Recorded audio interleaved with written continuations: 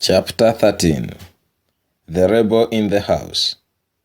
That day cold darkness in the house amidst singing lights forever fixed the upper lip into the nose. She never talked to him again. The man pleaded for forgiveness 100 times but was not considered. The demonstration hit another day. I was happy celebrating the treatment, for I suspected this would be a revelation for him to get a solution to his problem. Ava was no longer a wife, but a heavy burden to him.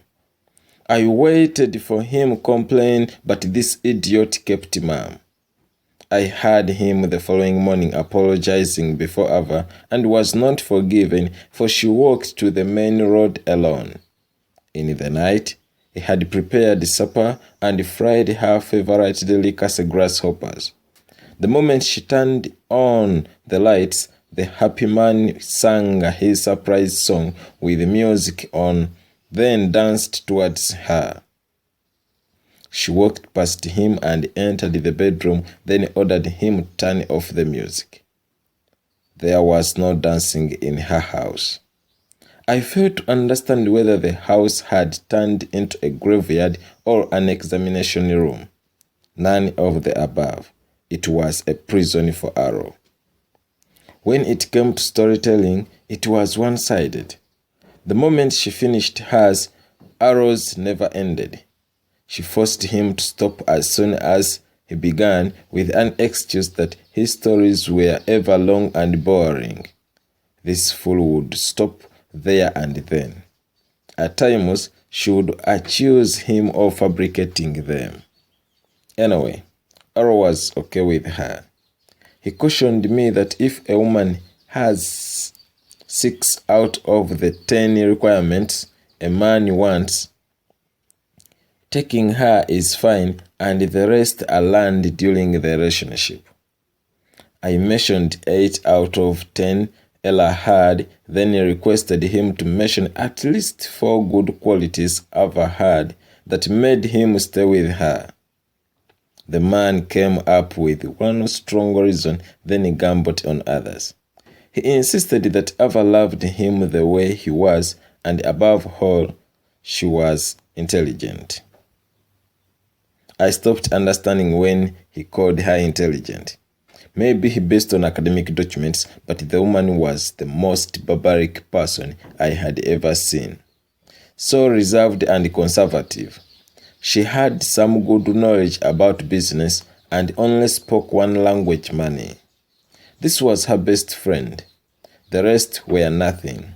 I explained to Arrow that Ella was beautiful, loving, caring, trustworthy, hardworking, respectful, hospitable, and above all social. Arrow also said that Ava was trustworthy. I laughed as he too did. We both laughed and walked to the parking lot. She had entered and asked for keys, then drove without us. She never wanted me to enter. This woman hated me because I fought for my brother's rights. She no longer greeted me as I responded to stimulus. She had never knelt before any elder, including her husband and relatives. As if she was a man. How I wish the bedrooms were outside for me to establish her gentle structure. This was so crazy. Months passed. Ella confirmed that Ava had conceived. This wasn't my brother's life.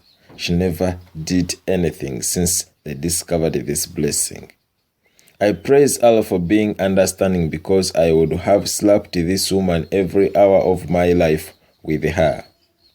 Arrow did whatever the woman wanted without a second thought.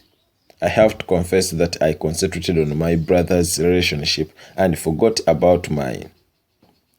Many things had changed between Ella and I. The poisonous woman had spread the venom to her. The humble wife of mine who used to carry me boiled water to the bedroom took cold and finally stopped. When I complained, Ella excused herself that she was busy attending to other duties. I never wanted to know. I pushed her to the wall and lectured her about her responsibility. She woke up and did what I wanted. I am the man. The following evening, when I came back from work, the house was empty. Ella had gone.